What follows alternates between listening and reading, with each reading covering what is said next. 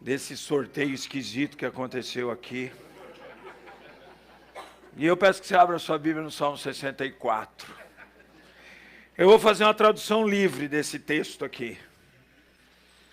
Já estudei ele rapidamente ali na língua hebraica, então já vi o que eu posso mudar aqui que continua honrando o texto. E esse é um salmo do Davi, agora vai ser um salmo do hóspede. Ouve, ó Deus, a minha voz nas minhas perplexidades. Preserva a minha vida do terror do sorteio da palavra da vida do Centro-Oeste. Esconde-me da conspiração do Marquinho e do tumulto que pratica o Tiago Torto. Os que afiam o dedo como espada e apontam para o celular, quais flechas com números marcados. Para as ocultas, aqui embaixo, ó. Atingirem o hóspede. Contra eles disparam os números marcados repentinamente e não temem. Querem até tirar fotinho aqui. Isso é uma brincadeira. Mas como a palavra de Deus é fantástica, não é? Nós ouvimos aqui hinos hoje que nos mostram que o Senhor é quem cura com a sua graça. E quando estávamos cantando aquele cântico, não sei nem o nome dele, mas é a graça que sara. David, prepara ele para depois da mensagem, de novo. O penúltimo cântico aqui, Salvador Maravilhoso, que é o conselheiro, que a Sara... depois eu quero essa música para ensinar lá na igreja, tá bom? Mas eu me lembrei do Salmo 119, 24. Olha o que diz o Salmo 119, 24. Com efeito, os teus testemunhos são o meu prazer, são os meus conselheiros. Como nós temos vivido isso, como nós temos aprendido assim. E olha, aflições, angústias, nós passamos a todo tempo. Durante a semana, enquanto estamos aqui, eu e Denise, nós temos recebido de queridas e amadas ovelhas lá de São Paulo, todo o sofrimento, a aflição que se tem passado lá na cidade nesses dias. Ontem, bem de noitinha, quando estávamos indo deitar já, a Denise recebeu uma mensagem de ovelhas aflitas, angustiadas, muito tristes por aflições e angústias que estão passando. E Denise, então, motivou, se pudessem ouvir a mensagem de Lamentações hoje, que ouvissem. Não sei se eles estão aqui na internet. Mas a verdade é que Deus sabe o que nós precisamos, Ele sabe do que necessitamos. Ele sabe que eu preciso ser alimentado, nutrido, eu preciso ser assistido com essa graça que cura, com essa graça que faz uma restauração na minha vida. Por isso nós temos o livro de Lamentações. E lá em Romanos 15, abra sua Bíblia aí, eu citei, mas não li com vocês, abra sua Bíblia em Romanos 15, capítulo 4, e olha só o que diz o texto da palavra de Deus. E está se referindo exatamente ao Antigo Testamento, porque até então, quando Paulo é inspirado para escrever Romanos 15, 4, que é conhecido hoje como capítulo 15, versículo 4, da carta de Paulo aos Romanos, ele diz assim, com respeito a Gênesis até Malaquias, pois tudo quanto outrora foi escrito, para o nosso ensino foi escrito, a fim de que pela paciência e pela consolação das Escrituras tenhamos esperança. E olha o 13, e o Deus da esperança vos encha de todo gozo e paz no vosso crer, para que sejais ricos de esperança no poder do Espírito Santo. Eu não sei se essa família que nos escreveu ontem está me ouvindo aqui. Se está, eu estou orando para que esse texto seja uma verdade profunda e intensa no seu coração. Mas estou orando também para que seja uma verdade profunda e intensa no seu e no meu coração aqui em Caldas Novas e a todos que nos ouvem pela internet. Para que nós sejamos consolados e tenhamos muita esperança num Deus que se importa com a minha dor. Num Deus que incomodou tanto no primeiro século, o envolvimento que ele tem com os seus amados, que os pagãos do primeiro século, incomodados, disseram aos cristãos: o Deus dos cristãos é um Deus mexeriqueiro, é um Deus que não tem o que fazer no céu e fica se envolvendo com as suas criaturas. Olha qual era a concepção pagã do primeiro século, com o envolvimento que Deus tem com a dor da minha alma, com a dor do meu coração. Sabe, eu dou graças a Deus todos os dias, porque Ele se mete na minha história. E eu quero que Ele seja cada vez mais mexeriqueiro. Eu quero que Ele seja cada vez mais intrometido na minha história, se você quer saber. Porque se tem alguém que tem liberdade de se intrometer na minha história e se envolver na minha vida, é o meu Deus. E eu espero que você pense assim também. Porque Deus, quando Ele se mete na história da gente, Ele transforma muita coisa. Ele dá crescimento. Ele faz o Décio chorar. Vocês não imaginam, não é, Débora? Ah, chora muito? É um bebê chorão? Então é. Não sabia, Décio. Deus transforma as nossas vidas quando Ele se mete na nossa história. E graças a Ele que Ele se mete. Lamentações capítulo 4. Jeremias vai agora a continuar nos contando quais são todas as tristezas, aflições, e novamente nós vamos aprender que a expressiva esperança em Deus deve estar em meio às depressivas aflições da vida. Nós vamos ver isso de novo. E no capítulo 4, Jeremias agora vai mostrar que o pecado da nação de Judá traz problemas financeiros, traz queda na aparência dos judeus, tira a identidade espiritual deles, eles se perdem espiritualmente, porque por causa do pecado, sacerdotes, profetas que se envolvem com aquilo que Deus não quer, acabam trazendo má orientação,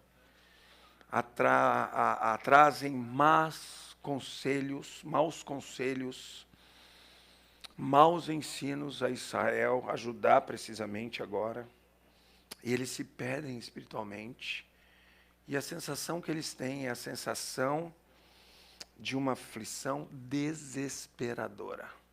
O grito aumenta no capítulo 4. Começa assim: como se escureceu o ouro, e como se mudou o ouro refinado. Como estão espalhadas as pedras do santuário pelas esquinas de todas as ruas. Os nobres filhos de Sião, comparáveis a puro ouro, como são agora reputados por objetos de barro, obra das mãos do oleiro. Vamos orar? Querido Pai Celestial, obrigado porque o Senhor é um Deus presente. O Senhor prometeu e cumpre que estaria conosco até a consumação dos séculos. Aleluia. Porque sentimos a Tua presença em nossas vidas. Porque vislumbramos as Tuas ações em nossa história. E porque somos consolados pelas Tuas palavras em nossas almas. Que privilégio, Senhor. Que benefício da Tua graça. E por isso te honramos, te glorificamos e te exaltamos neste momento. E queremos continuar te honrando quando lemos agora a tua palavra, quando estudamos juntos agora a tua palavra. Mas, Senhor, eu sei que isso só vai acontecer se o teu Espírito que habita em nós nos dirija no bom entendimento. Faz de novo, Senhor, por favor. Queremos também te honrar, Senhor, através de uma vida que vive aquilo que o Senhor deseja, que se relaciona como o Senhor quer. Então rogamos também, Senhor, atua em nossas almas e nossos corações, de maneira que possamos, Senhor, viver a tua palavra em nós. E assim o Senhor seja plenamente satisfeito na beleza da tua santidade. Ó Pai querido, tem misericórdia de mim mais uma vez. Quem sou eu para poder ter esse grande privilégio? Apenas pela graça. E pela graça agora eu peço que o Senhor cure a minha alma e a alma dos meus irmãos aqui. E a alma de todos que estão nos acompanhando nos cantões espalhados por esse país. Que todos eles sejam, Senhor, e nós aqui, mais uma vez assistidos pela Tua graça e Tua misericórdia. Não permita, Senhor, que nada em mim atrapalhe a boa ação, a perfeita ação, a plena ação do Teu Espírito Santo. Por isso eu rogo, Senhor, mais uma vez, fala ao meu coração e fala ao coração de cada um de nós. Nós queremos que o Senhor seja honrado e glorificado neste momento, em nome do Senhor Jesus. Amém, Senhor. Vamos olhar para as depressivas aflições da vida alistadas em Lamentações, capítulo 4. A primeira parte aí do versículo 1 a 12, nós temos a depressiva aflição financeira e como isso deprime. Aliás, na lista de razões, a falência de casamentos nos nossos dias, a primeira é adultério e imoralidade dos cônjuges, a segunda é dívida financeira familiar. Isso traz uma pressão tão grande na vida da gente, que faz com que casamentos cheguem à falência. Faz com que famílias entrem em disputas de mal, entre disputas por causa dos problemas financeiros da vida. E quem de nós já não passou o problema financeiro? Todos nós temos uma história, porque é assim também que Deus trabalha, para que a gente entenda que a gente depende dEle. Quem de nós já não passou por dificuldades ou por aflições financeiras? Até nós que estamos no ministério, que entregamos a nossa vida para servirmos ao Senhor. E nós passamos por situações difíceis. Judá está numa situação muito difícil. A ponto de Jeremias dizer: o ouro refinado agora é comparado ao objeto de barro, obra das mãos de oleiro. Explicar um pouquinho o que é objeto de barro para você do Antigo Testamento. Objeto de barro, quando se tem essa palavra, essa expressão na Bíblia, ela aponta para aqueles objetos que eram de uso diário nas casas em Judá, em Jerusalém. Então eles precisavam de iluminação, eles tinham uma luminária, que é quase igual do Aladim, lembra? Não é? Ela é gordinha, depois ela funila aqui, sai aqui a luz, coloca-se o óleo aqui, é mais ou menos um triângulozinho assim, e aí então aqui vai queimando o óleo e aqui vai saindo a luz por essa lamparina. Isso era tão comum e tão barato em Jerusalém, que muitas vezes as pessoas derrubavam no chão e quebrava, ou estava no chão e alguma criança inadvertidamente pisava em cima e se tornava em pó. Aliás, Miqueias usa isso para mostrar que Deus, quando nos perdoa, ele torna irreconhecível o nosso pecado e diz que ele pisa aos nossos pecados como se pisa com o calcanhar um utensílio de barro, porque não tinha valor. Ele tinha o valor utilitário, doméstico, mas se quebrasse a gente ia lá na venda e comprava outro facilmente. Além desses utensílios, não é, no uso para iluminação, na vasilha para se cozinhar o cordeiro, o peixe, fazer o pão no forno de barro, também havia os utensílios de barro de desonra, que Paulo fala lá quando ele escreve aos Romanos. E ele diz de vasos da desonra. Sabe o que é vaso da desonra? Eram os utensílios de barro que serviam para a higienização pessoal do indivíduo. O vaso sanitário nosso hoje. Isso era de barro também. Quando a gente está em Israel e a gente anda ali na cidade de Davi, e desce o palácio tal, e vê as casas dos imediatos de Davi, vê mais ou menos, não sei bem qual era o banheiro, mas onde Betseba estava tomando banho, e ele inadvertidamente olhou para ela, quando deveria estar na guerra. Você passa por alguns utensílios. A classe rica tinha vasos de desonra que eram feitos de pedra. Mas aí você sai desses lugares e entra em alguns lugares mais comuns em Jerusalém e você vê vasos de desonra de barro, que se quebravam também. E eles trocavam facilmente. Quando Deus está dizendo que o ouro de Jerusalém, veja bem, ele não usa a palavra pedra, ele usa a palavra barro. Aquilo que tem pouco valor. Ele diz, o ouro se tornou como barro. Agora são reputados por objetos de barro. A riqueza de Jerusalém foi tirada dela. Crise financeira. E ele continua. Até os chacais dão o peito, dão de mamar a seus filhos. Chacal é animal ligado à destruição. Certamente Jeremias estava olhando para as pedras, sobre os monturos de Jerusalém, e viu já chacais chegando em Jerusalém. Há um texto em Deuteronômio que Deus diz, vocês vão conquistar a terra, mas devagar.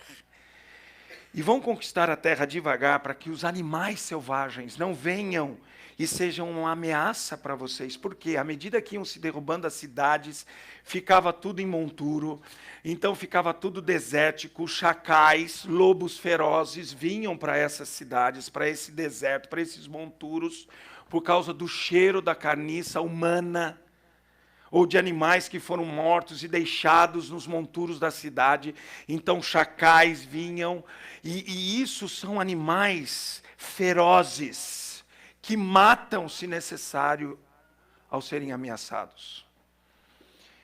E Jeremias diz, até os chacais, esses animais horríveis, ferozes, eles dão o peito aos seus filhotes.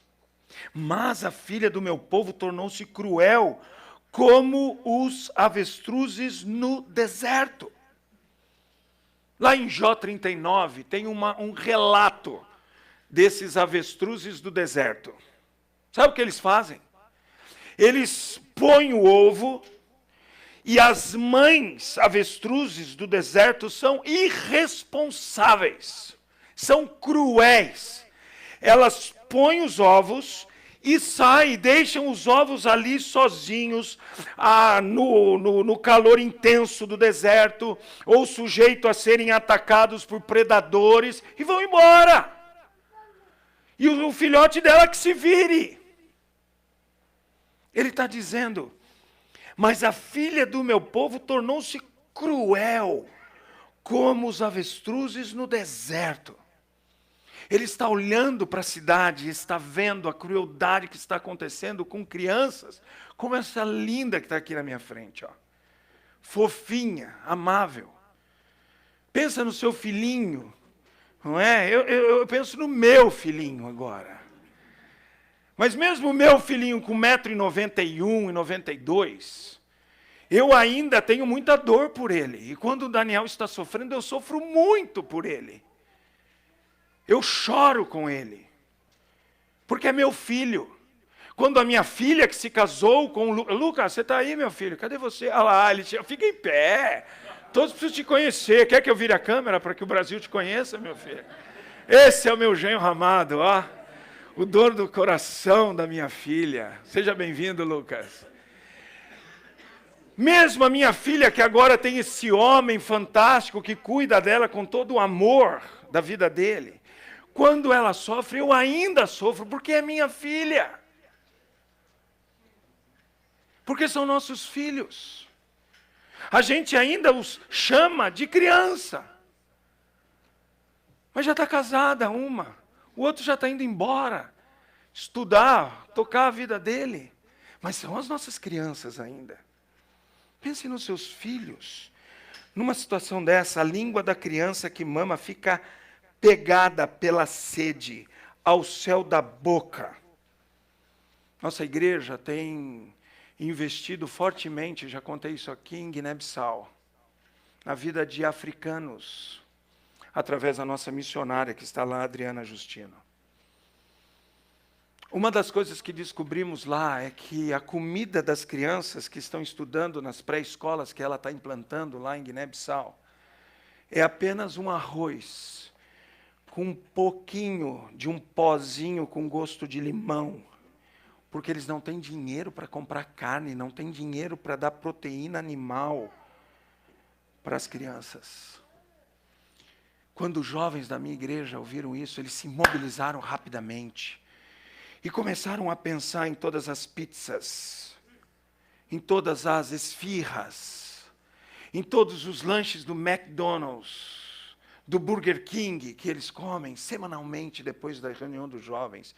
E isso pesou o coração deles, isso pesou o coração de muitos adultos da igreja. E começou um movimento para se levantar uma oferta que desse comida para as crianças em Guiné-Bissau. Sabe por quê? Porque eles correm o risco lá, por causa de toda a corrupção do governo, de tudo que se vive lá em Guiné-Bissau, que crianças que mamam, não é? Tenha a sua língua apegada ao céu da boca pela fome, pela sede, pela desidratação. Pele e osso. E não tem força para falar, porque a língua, por causa da sequidão da boca, gruda-se ao céu da boca. É isso que Judá está vivendo, a menina dos olhos de Deus. Aliás, tem esse texto em Lamentações, capítulo 2, versículo 18. Nem pare de chorar a menina de teus olhos. Isso é uma referência a Deuteronômio 23, quando Deus diz, Israel, e está incluso ali Judá, é a menina dos meus olhos. Salmo 17, o salmista diz, guarda-me como a menina dos teus olhos. A menina dos olhos de Deus agora está nessa situação. As que se alimentavam de comidas finas. Tudo isso que a gente está comendo. De uma hora para outra, acaba-se essa mesa. Não se tem mais todos esses tipos de pães que nós tomamos café pela manhã. Não existem mais os pãezinhos doces. Não existe mais o pãozinho de queijo frito. E o que a gente tem é nada. Não há mais nada. Os que se alimentavam de comidas finas desfalecem nas ruas. Os que se criaram entre escarlata. Escarlata é uma palavra no hebraico que significa roupa fina. De repente eu não vou usar mais essa camisa fina que eu ganhei do meu consogro, não é? Do pai do Lucas, da família do Lucas. Lembra que essa camisa você que me deu, Ivane, família. Ok. Não tenho mais a camisa fina, a camisa escarlata. Por quê? Porque eu estou em sofrimento, em angústia. E ele continua. Até que ele fecha tudo isso com o versículo 10, que é assustador. Já passamos por ele de uma forma mais amena. Agora, de uma forma muito mais profunda. Ele vai crescendo no livro. O livro de Lamentações é um livro, não é? Um livro poético, acróstico. Cada verso desse aqui, você viu, né? Que os capítulos têm 22 versos, só o capítulo 3 tem um pouco mais, que são 66. Tudo isso é trabalhado propositalmente por Jeremias, inspirado pelo Espírito Santo. E quando a gente estuda hebraico, a gente percebe que ele começa escrevendo os 22 versículos de cada capítulo. Do capítulo 1, do capítulo 2, do capítulo 4. De forma acróstica. Ele começa com a primeira letra, Aleph, do hebraico, depois Beit, Gimel, Dalet, Rei. Ele vai caindo, até chegar ao Tav. Termina o primeiro capítulo. Aí começa o segundo. Ele não escreveu em capítulos, ele escreveu em métrica poética. Aí ele começa a segunda métrica poética, Aleph, Beit, Gimel, Dalet, Re, Vav, Zayin, Reit, e continua, até chegar em Tav. Aí no 3 ele vai fazendo um acróstico maior para mostrar, agora que eu tenho uma verdade maior, e nós já vimos isso no capítulo 3, a esperança, o amor leal de Deus. Depois ele volta no capítulo 4 de novo, com Aleph, Beit, Gimel, Dalet, Re, Vav, Zayin, Reit. Propositalmente. E propositalmente ele vai aprofundando o lamento, porque ele quer chamar a atenção de Jerusalém. Ele quer chamar a atenção dos judeus.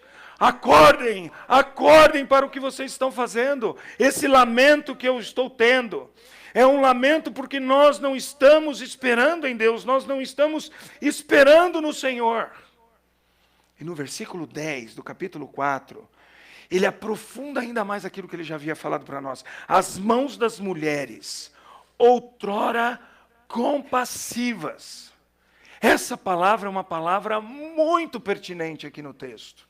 O que é uma mão compassiva? A palavra em hebraico significa que ama profundamente, que acaricia profundamente, que tem uma afeição terna profunda. A mesma mão da mãe que abraçou o nenê, que acariciou o nenê, que pôs o nenê aqui no regaço, no colo, e fez carinho nela.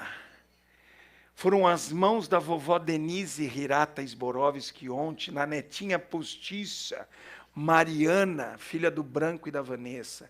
A Denise estava com a Marianinha aqui, ela deitadinha, e a Denise passava aquela mão bihamim, compassiva nela. Essas mesmas mãos carinhosas, que você acaricia o filho, que você faz cafuné. Outro dia eu estava conversando com o meu nenê de 1,92 m, 91, e eu lembrei que eu punha ele aqui no meu colo e eu ficava coçando assim as costas dele. E ele ficava uivando, uivos de gratidão, de prazer. Agora eu tentei pôr esses dias ele em cima de mim, quase morri. Eu vou morrer.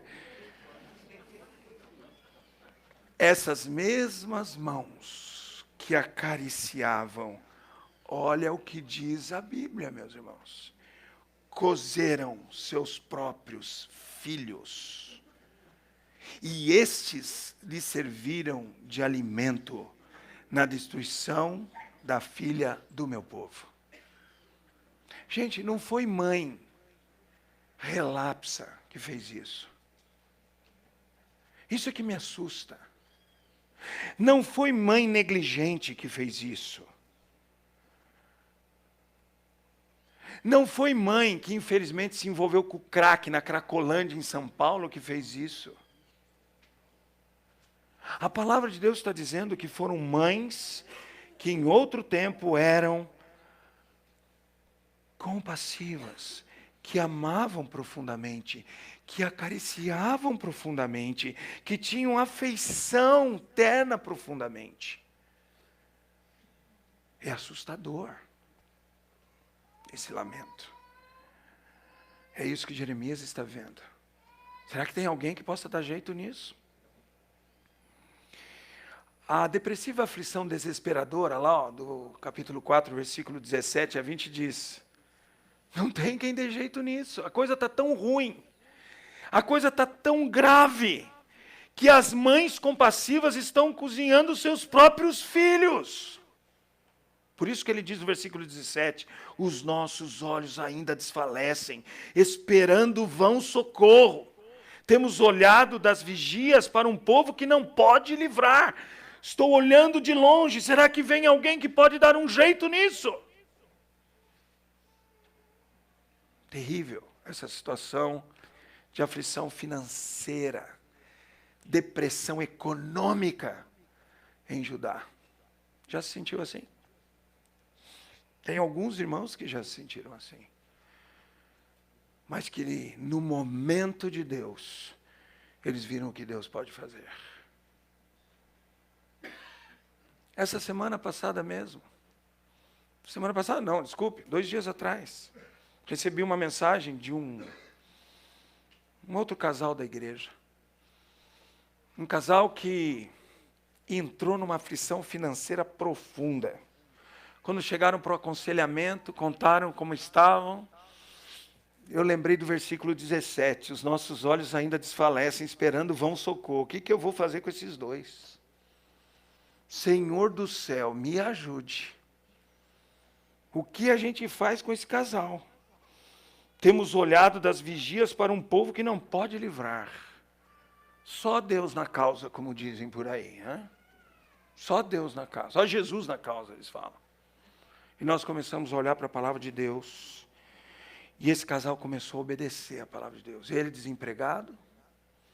Ela uma profissional liberal. Sofrendo com a crise econômica financeira do país. Lembra? Lamentos que eu nem sou culpado. Esse casal é tão fantástico, que no terceiro encontro, no aconselhamento, eles vieram curados. Eu e Denise olhamos um para o outro, e a única coisa que restou a mim e a Denise foi elogiá-los e agradecer a Deus. Como vocês são obedientes. Eles chegaram e falaram assim, pastor, vendemos o nosso carro e pagamos as dívidas. Ficamos sem carro.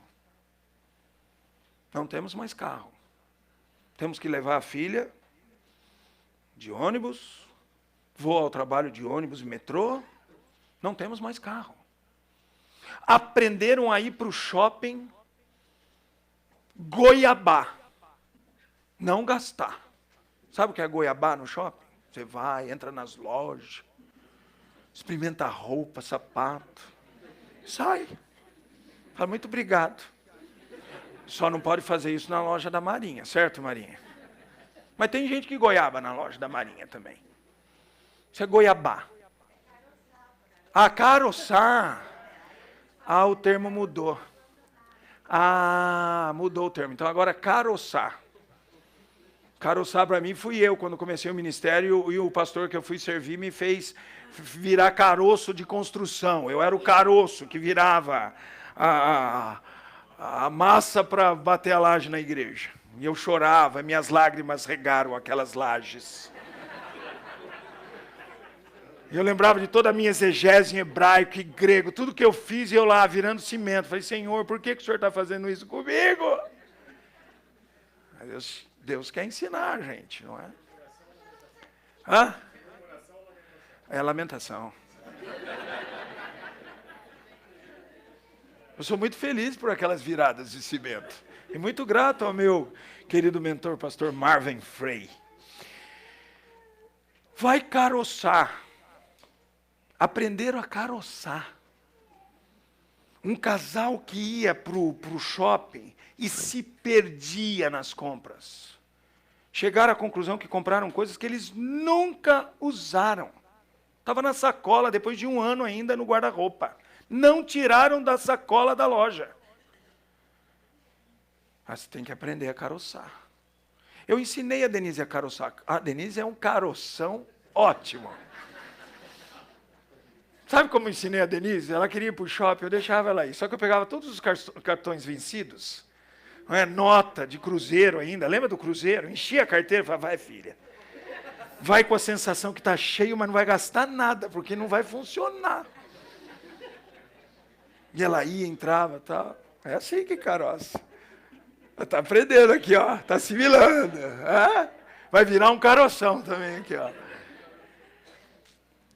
Esse casal aprendeu a caroçar. E ele estava desempregado. O último encontro que tivemos, ele disse, estou fazendo entrevistas. Ora por mim, pastor. Eu falei, vamos orar. Nos ajoelhamos, oramos. Ontem ele me mandou uma mensagem. Fui contratado, pastor. Fui contratado. Queria que o senhor glorificasse a Deus comigo. Eu fui contratado naquele emprego que eu estava fazendo entrevista, que nós oramos juntos no gabinete. Esse é o Deus que tem essa graça que sara. Eu não sabia o que fazer com ele. Eu não imaginava o que fazer com ele. Nós abrimos a Bíblia, mas Deus sabia o que fazer. E Deus disse, faça assim, e ele foi fazendo. E hoje eles são, ele, ela e a filhinha, uma família feliz, realizada, não porque compram no shopping, mas porque seguem a graça de Deus. Eles nem estão comprando no shopping mais. Eles aprenderam que não precisam comprar mais nada, eles precisam vender o que tem lá dentro do guarda-roupa. Eles ainda estão sem carro. Ele começou a trabalhar 2 dias atrás. Mas eles aprenderam a glorificar Deus. E o sorriso e a alegria na cara desse marido e dessa esposa no aconselhamento gratifica qualquer momento difícil de um ministério pastoral. Que gostoso. E você e eu podemos viver isso. As depressivas aflições espirituais. Israel, Judá agora, está numa depressiva situação. Não creram os reis, versículo 12, da terra, nem todos os moradores do mundo, que entrasse o adversário e o inimigo pelas portas de Jerusalém. Deus disse, me ouçam, me obedeçam, porque senão vocês vão ser invadidos. Mas eles se sentiram inatingíveis, inexecutáveis, inacessíveis. Como alguém pode entrar em Jerusalém? Os muros são muito fortalecidos. As torres são muito bem construídas. Ninguém pode entrar aqui. Não creram os reis da terra, nem todos os moradores de Judá, que entrasse o adversário e o inimigo. Como a gente é pego por essas, desculpe aqui a palavra, bobeira espiritual nossa, não é verdade? Nós achamos que estamos fortalecidos. Nós achamos que estamos grandes e robustos. Quando Deus está dizendo, continue comigo. Continue obedecendo, continue ouvindo, continue me lendo, continue aplicando a minha palavra dia após dia. Não é isso que diz o Salmo 1? Medita na palavra de Deus de dia e de noite. Não é isso que ele disse a Josué antes de entrar nessa terra que agora está sendo tomada pelos babilônicos. Josué, não deixa de meditar nesse livro. Não cesse de falar dele de dia e de noite. Aí lá Paulo, quando escreve a uma igreja chamada Igreja de Tessalônica, diz, ore sem... Você acha que é à toa que isso está na Bíblia? Achamos nós que eu não preciso orar mais? Que eu não preciso mais obedecer a palavra de Deus? Foi assim que Judá pensou. Foram assim que os reis e os moradores de Jerusalém pensaram. E eles foram invadidos. E agora tem o templo destruído. Tem a identidade nacional destruída. E agora foi por causa dos pecados de seus profetas e das maldades de seus sacerdotes que se derramou no meio dela o sangue dos justos. Isso aqui é uma referência a um monte de profeta e sacerdote. Sacerdotes e profetas, financiados por reis horríveis. Aqui, uma das referências aqui pode ser Manassés, o pior rei que a tribo do sul teve. O pior da tribo do norte é Acabe. O pior da tribo do sul é Manassés. Quando Deus fala de Manassés, Deus compara Manassés a Acabe. E Deus diz assim, Manassés foi tão ruim, que ele fez pior do que os amorreus que viviam nessa terra. Ele foi pior do que os pagãos da terra de Canaã. Já ouviu isso? Que crente é pior do que incrédulo? Já ouviu isso em algum lugar? Estávamos conversando outro dia aqui sobre campeonato entre igrejas presbiterianas. Mas tinha que ser. Não é, Denise? Tinha que ser. Batista não faz nem campeonato. E foi o presidente do Sínodo que me falou. Estávamos conversando.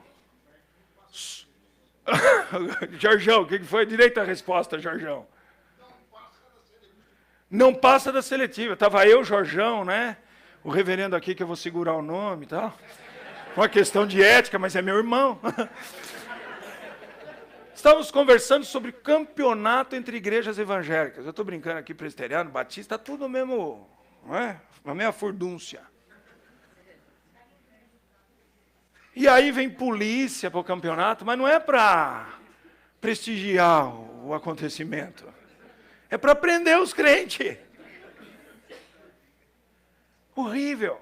Quantas vezes eu ouço de pessoas que empregam colaboradores e dizem, pastor, empregar crente é difícil. Olha os empregadores concordando comigo. Por que isso? Porque maus profetas, sacerdotes, derramam sangue justo. Manassés era assim. Manassés era assim. Está lá em 2 Reis 21, está lá em 2 Crônicas. Era assim. Matou Isaías. Manassés teve a ousadia de matar Isaías. Assassinar o profeta Isaías. Que crise, que aflição espiritual. Não há alimento, não há sustento, não há suporte. As pessoas perdidas, andando perdidas, dizendo assim, a ira do Senhor os espalhou. Versículo 16. Ele jamais atentará para eles. O inimigo não honra os sacerdotes, nem se compadece dos anciãos. Isso aqui é um desrespeito enorme contra a segurança espiritual em Judá. Isso aqui é um desrespeito, uma desconsideração às pessoas que são as colunas, os baluartes espirituais de Jerusalém e de Judá, os sacerdotes e os anciãos. Por isso que há o desespero que eu já falei. A gente olha para longe, a gente olha para alguma expectativa de socorro e não existe. Aí ele fala assim no versículo 20, o fôlego da nossa vida, o ungido do Senhor foi preso nos forjes deles. Dele dizíamos, debaixo da sua sombra, viveremos entre as nações. Eles dizem, nós estamos sem qualquer expectativa e esperança. Nosso rei foi preso pelas correntes de ferro dos babilônicos. E agora? E agora? Já se sentiu assim? Quando a gente se sente preso pelas correntes de ferro, da aflição, da angústia, do desespero, da dor da alma, da aflição por uma crise econômica, financeira, de filhos que se desviaram, estão dando agora trabalho para a gente, de pais que não me entendem. Já se sentiu assim? E não há ao seu redor lugar nenhum alguém que faça a diferença, mas tem alguém que faz. Abra sua Bíblia em Jeremias, capítulo 33.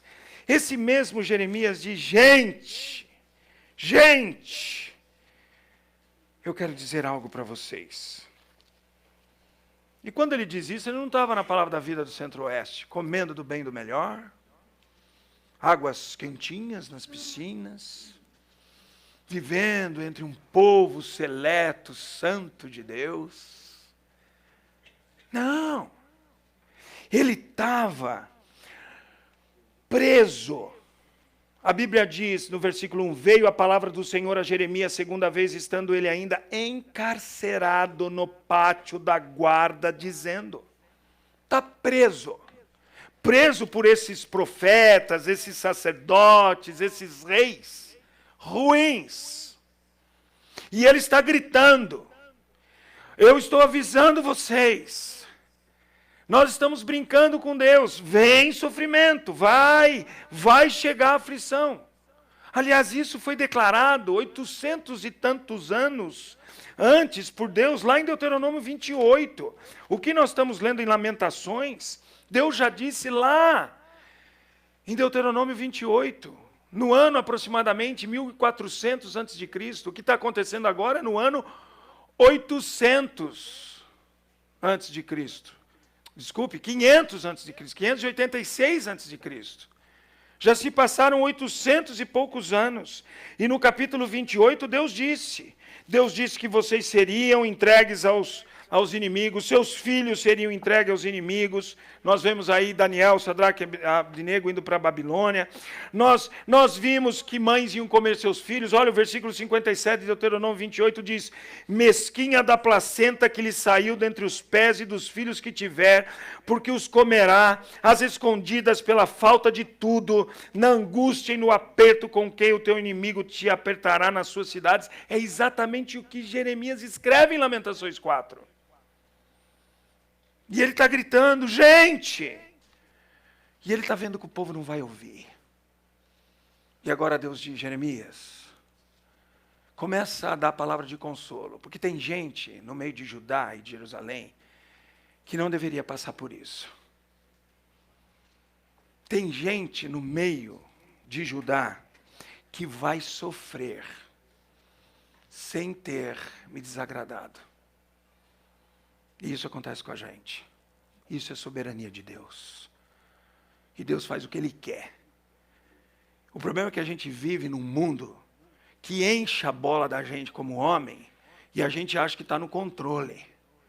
Até que você pega um vírus de uma gripinha qualquer e te derruba na cama, e você não tem força nem para levantar para comer. Aí você vê quem é você e quem sou eu. Mas o pessoal enche a nossa bola. Você pode. Você é capaz. Oh, olha só. Não é assim? Aí Jeremias diz, olha, eu sei que tem alguns de vocês que vão sofrer sem terem feito nada. O remanescente fiel. Aí volta a dizer aí, ó, Jeremias, não é? Ezequiel, Abacuque, também um monte de gente. Daniel, como eu já citei para vocês, os 3 amigos. E ele diz, eu tenho uma palavra de conforto, de consolo e de esperança. Assim diz o Senhor que faz estas coisas, o Senhor que as forma para as estabelecer. Senhor é seu nome. Isaías, ele diz que o Senhor cria o mal e faz a paz. Esse mal que está ali, em Isaías 47, 5, desculpe, 45, 7, é o mal que castiga, por isso que ele faz paralelo com a palavra shalom. Ra, mal, fazendo paralelo com a palavra shalom. Isso significa que ele não está criando o mal conceitual do capeta. Isso o próprio Satanás criou no coração dele, a gente tem referência bíblica a isso. Esse mal traduzido por mal, que poderia ser traduzido por castigo, falta de tranquilidade, lamento, é porque o povo não obedece. Assim, ele já propôs isso em Deuteronômio capítulo 30.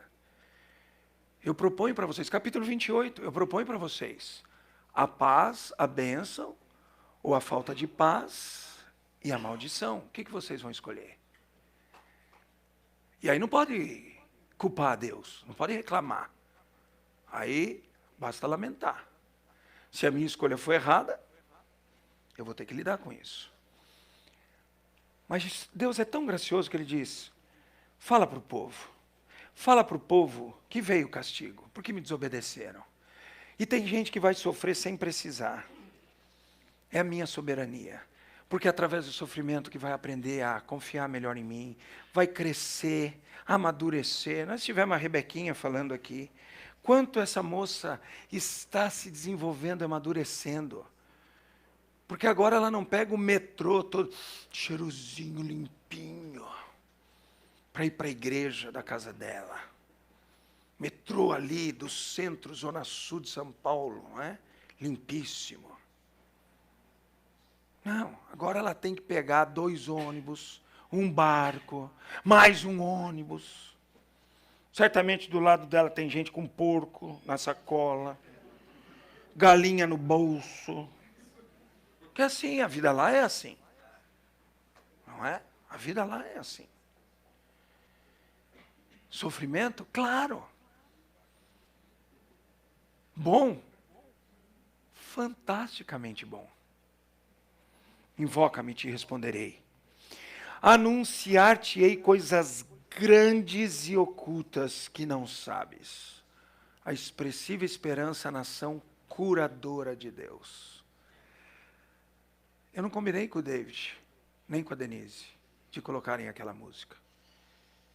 Eles colocaram orientados por Deus. A graça que sara. Esse Deus que é conselheiro. Porque assim diz o Senhor, o Deus de Israel, a respeito das casas, dessa cidade, e das casas dos reis de Judá, que foram derribadas para a defesa contra as trincheiras e a espada. Exatamente o que a gente lê em Lamentações. Versículo 6. Eis que lhe trarei a ela saúde e cura, e o sararei, e lhes revelarei abundância de paz e segurança. Restaurarei a sorte de Judá, e de Israel os edificarei, como no princípio. Isso é expressão da graça de Deus. Embora não mereçam, eu vou por um tempo discipliná-los, mas eu restaurarei, eu curarei. Jerusalém me servirá por nome, versículo 9, por louvor e glória, entre todas as nações da terra, que ouvirem todo o bem que eu lhe faço. Espartar-se-ão e tremerão por causa de todo o bem e por causa de toda a paz que eu lhe dou. Assim diz o Senhor nesse lugar. E ainda se ouvirá no versículo finalzinho do 10 para o 11, a voz de júbilo, de alegria, a voz do noivo, da noiva, a voz dos que cantam. Rendei graças ao Senhor dos Exércitos, porque Ele é bom, porque a sua misericórdia dura para sempre. E dos que trazem ofertas e ações de graças à casa do Senhor, porque restaurarei a sorte da terra, como no princípio diz o Senhor. E assim diz o Senhor dos Exércitos, ainda neste lugar, que está deserto, lembra? Chacais, o avestruz do deserto, tudo palavra para uma cidade deserta, de monturo. Deus diz assim, ainda neste lugar, que está deserto, sem homens, sem animais, em todas as suas cidades, animais, aqui são a ovelha, o boi, haverá morada de pastores que façam repousar os seus rebanhos. E ainda ele diz, nas cidades da região montanhosa, e nas cidades das planícies, nas cidades do sul, na terra de Benjamim e nos contornos de Jerusalém, por toda a Judeia, ainda passarão os rebanhos, pelas mãos de quem os conte, diz o Senhor. Fale isso, Jeremias, ao povo. Vocês podem estar em lamentos agora, mas eu não me esqueci de vocês. Jeremias, lembre o que Isaías disse um dia para o meu povo. Ainda que uma mãe que amamenta venha a se esquecer do seu filho, eu, Deus, jamais me esquecerei de cada um de vocês. Você crê nisso? Então confia nisso. quando a gente estiver em lamento profundo, lembre-se, Deus não se esquece de mim. Um indivíduo que escreve um lindo cântico, nesse momento aqui, ó, nesse contexto, é um outro profeta chamado Abacuque. E ele diz assim no final do cântico: ainda que a figueira, ainda que a videira minta, ainda que não haja animal no curral, nem mantimento, pode falar, na prateleira, aplica.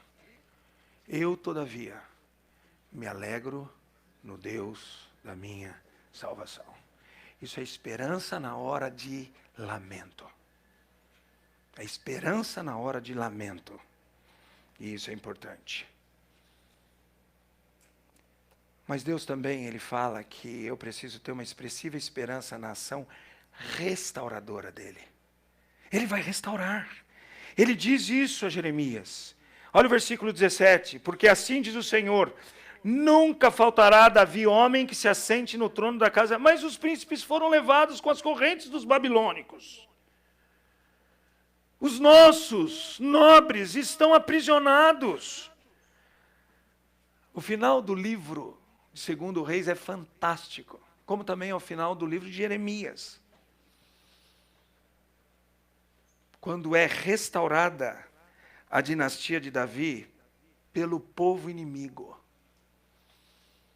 Quando o rei inimigo que levou a dinastia de Davi para o cativeiro diz: tirou o rei de Judá das prisões e o colocou para comer na mesa do rei. Sabe por que tanto o autor de Reis quanto Jeremias falam isso? Porque eles estão mostrando para nós que aquilo que Deus disse para Jeremias no capítulo 33 está sendo agora vivido no último capítulo de Jeremias 52, abre aí, ó, no versículo 31. No 37º ano do cativeiro de Joaquim, rei de Judá, no dia 25 do 10º mês, Evil-Merodach, rei da Babilônia, que já nem é mais Nabucodonosor, né, vai passando a dinastia, no ano em que começou a reinar, libertou Joaquim, rei de Judá, e o fez sair do cárcere. Falou com ele benignamente e lhe deu lugar de mais honra do que o dos reis que estavam consigo na Babilônia. Isso é milagre. Sabe por quê? Quando um rei tomava uma nação, ele matava toda a nobreza daquela nação, para não correr o risco de que algum descendente um dia tivesse um coração cheio de vingança e viesse para cima do povo opressor, porque mataram a minha ascendência. Mas isso não acontece com a dinastia de Davi. Eles ficam presos.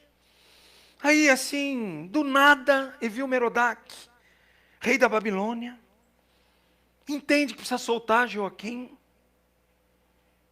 E agora diz: tira a roupa de prisioneiro, põe roupas escarlatas, e Joaquim passou a comer pão na sua presença todos os dias da sua vida.